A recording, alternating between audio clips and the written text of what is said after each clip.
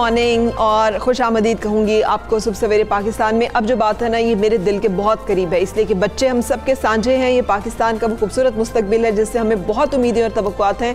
दिल दुखता है ये कहते हुए कि अफ्रीका जैसा मुल्क और एक खिता जो कि बहुत पसमानदा शुमार किया जाता है, गैर तरक्की याफ्ता कंसिडर किया जाता है, वहाँ तक पोलियो का खात्मा हो गया है। लेकिन पाकिस्तान में पोलियो अभी बाकी है। बच्चों का मुस्तकबिल अगर हमें महफूज बनाना है तो पोलियो का खात्मा इस धरती से बहुत ज़रूरी है। मुल्क भर में इंसदाद पोलियो मुहिम का आज से आगाज़ हो गया है जो 25 सितंबर तक जारी रहेगी। इस दौरान हुकूमत टारगेट कर रही है 4 करोड़ बच्चों को कत्ले पिलाए जाएँ और पंजाब में ही सिर्फ 1 करोड़ 99 लाख, सिंध में 92 लाख से ज़ायद बच्चों की पोलियो वैक्सीनेशन होनी ज़रूरी है, जो होगी। इस्लामाबाद में 3.5 लाख, खैबर पख्तूनख्वा में तकरीबन जो है 67 लाख के करीब, आज़ाद कश्मीर में 6,69,000 बच्चों की पोलियो वैक्सीनेशन होगी। कौमी इंसदाद पोलियो मुहिम में 2,77,000 वर्कर्स हिस्सा लेंगे। वर्कर्स बहुत मेहनत करते हैं, इनके साथ ये भी शिकवा आता है कि माँ बाप थोड़ा सा कॉपरेट नहीं कर रहे, तो आप इनके साथ कॉपरेट कीजिए, आपके बच्चों के लिए ये बहुत ज़्यादा ज़रूरी है। और फरा यही देखने में आया कि कई माँ बाप जो पोलियो के कतरे नहीं पिला रहे होते तो फिर वो बच्चे बेचारे पूरी ज़िंदगी जो है माजूरी में गुजार देते हैं। 5 साल की उम्र तक के बच्चों को ये पोलियो के कतरे पिलाकर ही सारी दुनिया ने जो है वो इस बीमारी से निजात हासिल की है। और हमारे यहाँ ये जो मिथ्स डिफरेंट हमजा चल रही है ना कि खुदा ना खास्ता इसकी वजह से कोई बीमारी को बांझपन हो जाता है, या ये कि ज़रूरी नहीं है, अगर बीमारी मौजूद है। जो केसेस रिपोर्ट हुए हैं अभी तक, वो केसेस हमें बता रहे हैं कि 72 केसेस की रिपोर्ट होने की अभी तक की इतला जो है वो आ गई है, जिसका मतलब है कि ये वायरस मुल्क में मौजूद है और फैल भी रहा है, तो इसका खात्मा ज़रूरी है। लेकिन एक और चीज़ है कि पोलियो मरकज़ दूर है या टीमें आप तक नहीं पहुंची तो टोल फ्री नंबर है 1166-1166 जिस पर आप कॉल करेंगे और बच्चों को कतरे पिलाकर अपनी जिम्मेदारी निभाएंगे। फरा अगले मामले की तरफ चलते हैं, ये मामला भी बड़ा अहम है। और ये मामला है कुछ ऐसे वही अवामी मसाइल का कि कराची मसाइल का गढ़ बनता जा रहा है। अभी पिछले दिनों हमने देखा सैलाबी बारिशें, तूफान और उसके बाद बिजली के मसाइल जो हैं वो शुरू हो चुके हैं, जिसका जिम्मेदार करार दिया गया गैस की कमी को। और मुश्किलात इस शहर की ख़त्म ही नहीं होने को आ रही हैं। शहर कायद में गैस की कमी के सबब लोड शेडिंग का दौरानिया 12-12 घंटे तक पहुँच गया। बिल्कुल ऐसे ही है। गुलशन इकबाल है, नॉर्थ कराची है, नॉर्थ नाजिमाबाद है, लियाकताबाद है, FB एरिया है, गुलिस्तान जौहर के इलाके बिजली की लोड शेडिंग से शदीद मुतासर तो हुए ही हैं। लोड शेडिंग से मुस्तस्ना इलाकों में भी 6 घंटे की लोड शेडिंग की जा रही है। बिजली की फराहमी मुअत्तल होने के बाद शहरियों को तो शदीद मुश्किलात का सामना है, जबकि सुई गैस हुकाम की जानिब से निजी बिजली घरों और के इलेक्ट्रिक को भी मुतल्लिका गैस की सप्लाई नहीं की जा रही। शराज से जान लेते हैं, हमारे नुमाइंदा कराची से हमारे साथ मौजूद हैं कि क्या सूरत हाल है। जी शराज बताइए, कितनी शॉर्टेज है, किन मुश्किलात का शहरियों को सामना है? जी हमजा और फराज, शहर कायद के जो मसाइल हैं वो बढ़ते ही जा रहे हैं और किसी भी सूरत जो है मसाइल का हल होते हुए दिखाई नहीं दे रहा, जिसमें सफ़े अव्वल पर जो मसला है वो लोड शेडिंग है। कराची में लोड शेडिंग गुज़िश्ता कई माह से जारी है। 6 से 8 घंटे यौमिया उन इलाकों में लोड शेडिंग की जा रही है जहां मुकम्मल पेमेंट होती है, जबकि जिन इलाकों में पेमेंट या दूसरे मसाइल का सामना है वहां 12-12 घंटे तक लोड शेडिंग की जा रही है, जिसकी वजह से शहरियों को काफ़ी ज़्यादा परेशानी का जो सामना है वो करना पड़ा है। सख्त गर्मी का मौसम है, शहर कायद में हब्स की सूरत हाल है और ऐसे में बिजली का जाना शहरियों के लिए, खास करके खवातीन और बच्चे जो इस वक्त घर में मौजूद हैं, कोरोना की वजह से पहले ही स्कूल बंद हैं, बच्चे घरों में मुकीम है, लेकिन ऐसी सूरत हाल में हम देख रहे हैं कि तवील बंदिश जो है गर्मी के मौसम में। बहुत शुक्रिया शिराज, आप साथ रहिएगा, हम आपसे लेंगे पॉइंट ऑफ व्यू। लेकिन फिरदौस शमीम नकवी साथ है। नकवी साहब, मैंने सवाल किया था कि आपने खुद भी, आपका आउटबर्स्ट जो है वो बहुत नेचुरल था, इसलिए कि वो वही रिएक्शन है जो कि अवाम का रिएक्शन है। लोग एक्सपेक्ट करते हैं पाकिस्तान तहरीक इंसाफ की हुकूमत से कि उनके मसाइल का हल निकाला जाए, लेकिन गैस नहीं मिल रही सिंध को, जिसकी वजह से के इलेक्ट्रिक जो है वो कह रहा है कि बिजली नहीं हम दे सकते, लोड शेडिंग होगी। तो आप क्या समझते हैं कि सेंसिटिविटी ऑफ द इशू सामने है इस वक्त वफाक के वफाक और सिंध डिवाइड की जो बात की जाती है वो ना हो और सिंध को कम से कम गैस का शेयर जो है वो प्रॉपर दिया जा सके? पहली चीज जो है मैं क्लैरिफाई कर दूं, मैंने मसले और इशू से पीछे नहीं हटा। मैंने जो अल्फाज इस्तेमाल किए थे जिसमें मेरा वजीर आजम को एड्रेस करने का मकसद ये था कि मैं उनके वज़रा की जो इंचार्ज हैं इसके, उनके बारे में शिकायत जरूर करूंगा, इसलिए कि कराची का ये मसला एड्रेस। दरअसल मसला क्या है कि अभी सितंबर का महीना आया है और पिछले 4 दिन से कराची गैस की लोड शेडिंग का मकसद है, जो कि आमतौर पे दिसंबर के महीने में होती है। जब हम गैस कंपनी गए, हमने उनसे पूछा कि जी मसला क्या है, तो उन्होंने कहा जी मसला ये है कि पाकिस्तान के गैस के जखायर कम होते जा रहे हैं। सिंध में हमें 1300 मिलियन क्यूबिक फीट डेली चाहिए और इस वक्त गैस फील्ड से जो है वो 900 मिलता है, तो इसलिए ये कमी हो रही। पूछा गया कि भाई इसका हल क्या है? उन्होंने कहा इसका हल ये है कि RLNG ले आया जाए। हमने कहा तो फिर आप लाए क्यों नहीं, उसकी कीमत में कोई फर्क है? उन्होंने कहा आज की तारीख में RLNG की कीमत और लोकल गैस की कीमत में कोई खास फर्क भी नहीं है, बराबर। मैं कहा फिर लेते क्यों नहीं है? तो कहते हैं हमारे पास LNG टर्मिनल नहीं। अच्छा, ठीक। भाई LNG टर्मिनल नहीं है तो इसको कौन किसको बनाना है? क्यों आपने 2 साल से सो रहे थे? गैस की कमी तो वाज़ेह तौर पे आपको नजर आ रही है, तो ये वो मसला था। सर ये सवाल किससे कर रहे हैं आप वजह कह रहे हैं? मैंने तो पहले ही कहा है कि जो आपका रिएक्शन था वो वही रिएक्शन था जो हर किसी भी उस इंसान का होगा जो इन मसाइल को सामना कर रहा होगा। लेकिन इस वक्त जो आप सवाल कर रहे हैं किससे कर रहे हैं? ये भी जिम्मेदारी क्या सिंध हुकूमत पे डाली जाएगी? वो तो कहते हैं वफाक हिस्सा नहीं दे रहा, वफाक हमें नहीं शेयर। मैंने तो सिंध हुकूमत का जिक्र ही नहीं किया। जी बिल्कुल नहीं किया। डायरेक्टली ये कहा है कि प्राइमरीली इसके ऊपर जो लोग जिम्मेदार है वो सुई सदन गैस की मैनेजमेंट और वो बोर्ड ऑफ डायरेक्टर्स। तो अकाउंटेबल किसने करना है सर? अकाउंटेबल किसने करना है? किसने इन मसाइल का हल निकालना है? फेडरल गवर्नमेंट को करना है, इसमें कोई दो राय नहीं है। कोई I am not trying to put it under, it's responsibility for delivering जो है, क्योंकि उनको डिस्ट्रीब्यूशन की जिम्मेदारी दी गई है और यहाँ की नीड्स, कस्टमर्स की नीड पूरे दिन की और बिलखुसूस कराची का पूरी तौर पर अंदाजा किसको है? सुई सदन गैस।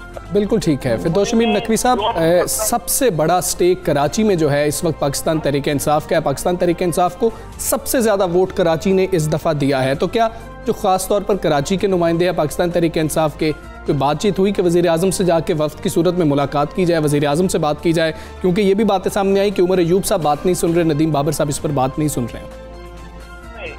ये बात गलत है।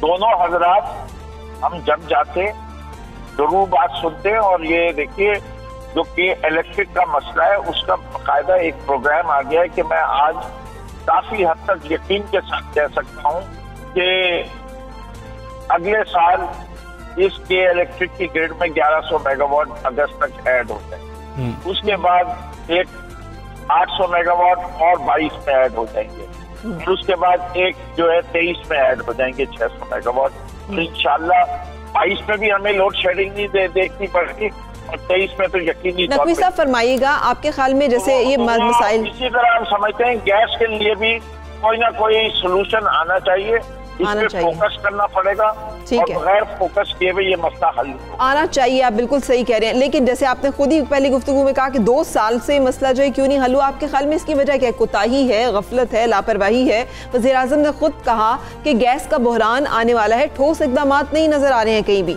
तो ये क्या मामला है? क्यों ऐसे हो रहा है? तब पाकिस्तान तहरीक इंसाफ की हुकूमत क्यों इन मामलात को एड्रेस नहीं कर पा रही? असल में ये बड़े डीप रूटेड इश्यूज हैं। इसके ऊपर एक तो चीज ये है कि for example all government department and government organization उनमें कैपेसिटी एंड कैपेबिलिटी का बड़ा फुकदान है और वो हर जगह नजर आ रहे हैं, माजी में भी नजर आता था। जिससे कि ये काम जो होते हैं ये 20-20 साल के प्लान होते हैं। अगर आप शहर कराची मास्टर प्लान ही नहीं बना तो इसका कौन जिम्मेदार है? इसका जिम्मेदार ऑब्वियसली हुकूमत है, लेकिन वो लोग भी जिम्मेदार है जो प्लान डिपार्टमेंट में बैठे कि वो अपनी छोटी छोटी प्लानिंग कर सकते हैं, बार बार बता सकते हैं कि इस तरीके से काम नहीं होता। इसी तरीके से जहां जहां आप देखते जाएंगे सिंध में पानी का फुकदान होगा, इरिगेशन कैनाल जो है वो सही ऑपरेट नहीं हो रहे, किसकी जिम्मेदारी है? हर चीज की जिम्मेदारी वजीर आजम की नहीं होती, किसान की होती और इंस्टीट्यूशन बिल्डिंग भी जरूरी है। अब कराची में कचरा नहीं उठे तो चीफ मिनिस्टर को जिम्मेदार ठहराओ क्या? सिंध सॉलिड वेस्ट मैनेजमेंट के मैनेजिंग डायरेक्टर को जिम्मेदार ठहराओ? इसलिए मैं प्लीज आपसे कहता हूँ कि ऑब्जेक्टिव होइए। ऑब्जेक्टिव होकर ये सब हम सबका मुल्क है, हमें ऑब्जेक्टिवली इसके क्रिटिसाइज करना है and we need to improve things. Criticism नहीं है, critic is what is important.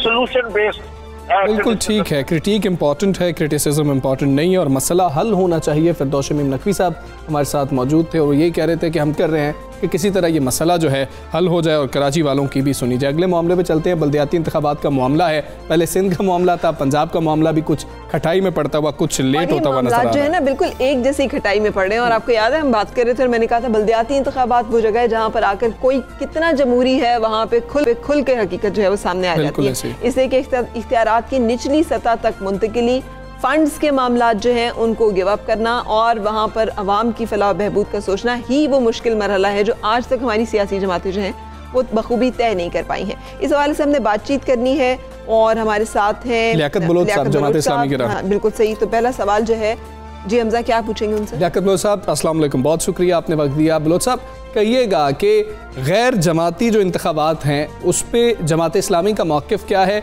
और ये भी कह दीजिएगा कि APC को थोड़ा सा टच कर लें कि APC का मामला क्या हुआ। सिराजुल हक साहब ने कह दिया कि अगर तो इन्विटेशन मिल भी जाता तो हम ना जाते। जी बिस्मिल्लाहिर्रहमानिर्रहीम। देखें, अभी चारों सूबों में बल्दियाती इंतखाबात शुरू हो चुके हैं और आइन के मुताबिक इन अदारों को बाख्तियार बनाना ये वफाकी और सूबाई हुकूमतों की जिम्मेदारी है।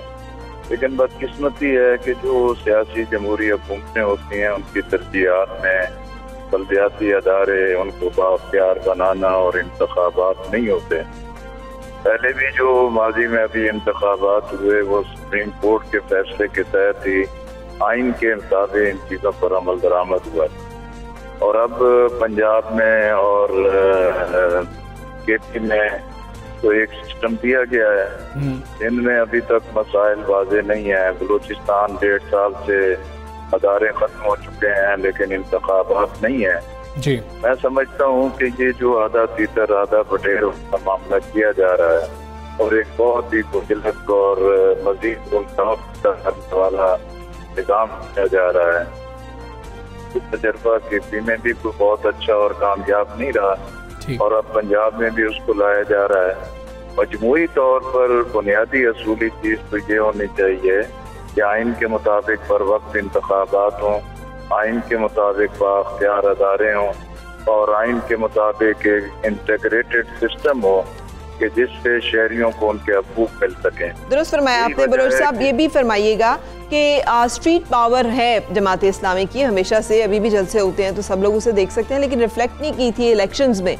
तो अब बल्दियाती इंतखाबात के लिए आप समझते हैं कि जमात इस्लामी मुकम्मल तैयार है और तैयारियां क्या हैं उस हवाले से भी बताइएगा। और सोलो फ्लाइट का कुछ तस्करा हो रहा है, यानी आप APC में भी नहीं गए, आपने कहा हम हकीकी अपोजिशन है। बल्दियाती इंतखाबात तो एक अवामी खिदमत का जरिया है और पूरी कौम अच्छी तरह जानती है कि जमात इस्लामी मुल्क की वो एक मुनफरद जमात है कि जिसका कारकुन और जिसकी पूरी तंजीम अवामी खिदमत को हमेशा तरजीह देती है।